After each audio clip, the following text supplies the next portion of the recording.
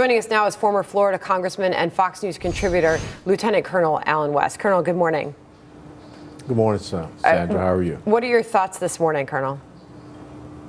Well, first and foremost, my condolences go out to the family members and those who are going to be wounded and scarred for life because of this. This, without a doubt, is an Islamic jihadist attack.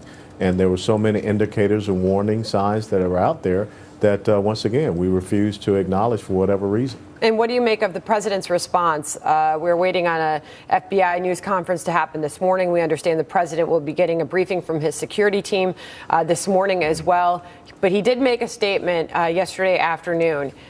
He did label this a terror attack, but he did not label this extremists, or he didn't put a name to the enemy. Your thoughts on that?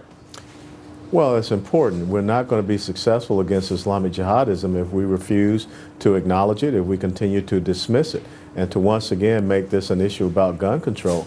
Look, if you go back to 9/11, they used box cutters. If you think about the attack of a jihadist in Moore, Oklahoma, when he used a knife to behead a woman and was beheading another one, this is not about the weapon or the tool that they use. It's about the ideology that continues to inspire them to conduct these attacks, not just against us here in America, but all across the world.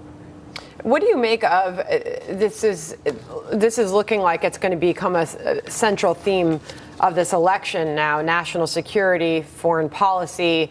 What do you make of the back and forth that we have seen coming from the presumptive GOP nominee Donald Trump and Hillary Clinton? Donald Trump going back and reiterating his call to ban Muslim immigrants.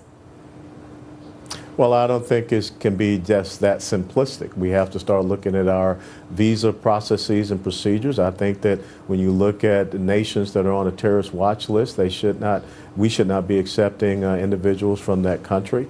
We need to look at how we're going to deny the enemy, ISIS and all these other jihadist groups sanctuaries. How do we attack their propaganda, and how do we attack their ideology?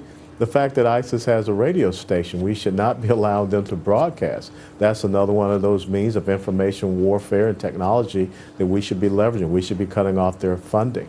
I think that, again, when we look at what we need to do to protect this homeland and protect our sovereignty as a nation, and as Leif said, we have men and women that are eager to get into this fight, and we have to stop hamstringing them and enabling us to defeat this enemy. You were referring to Leif Babin, a former Navy SEAL. He's sitting next to me. He wanted to jump in, Colonel. Good morning, Colonel.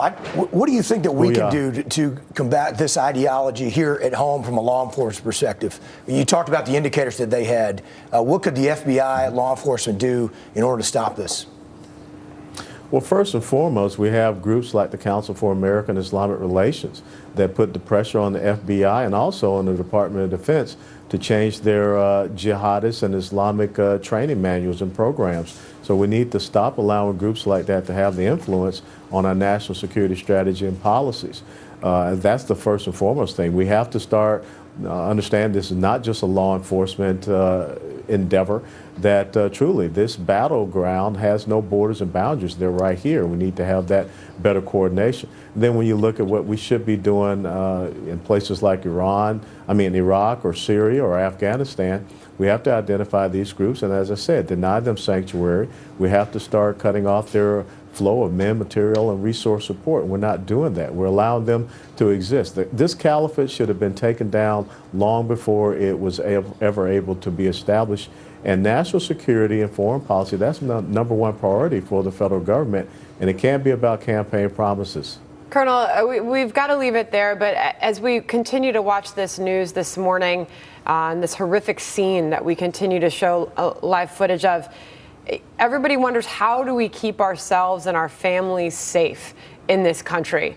Because we see it happen in Orlando, we think it can happen anywhere. What is going to be key to that? Well, I think very important is that we have to start looking at these Islamic centers, these mosques that are allowing this vile and vicious rhetoric to be spewed forth. We have to start shutting them down.